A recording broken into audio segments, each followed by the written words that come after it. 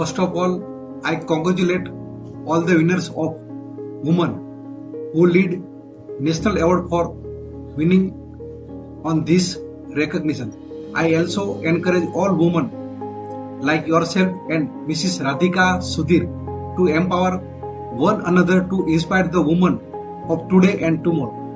I thank you, the organizer, for inviting me to this show as the chief guest, and I hope we all organize and support platform as such to celebrate and implement women equality and empowerment.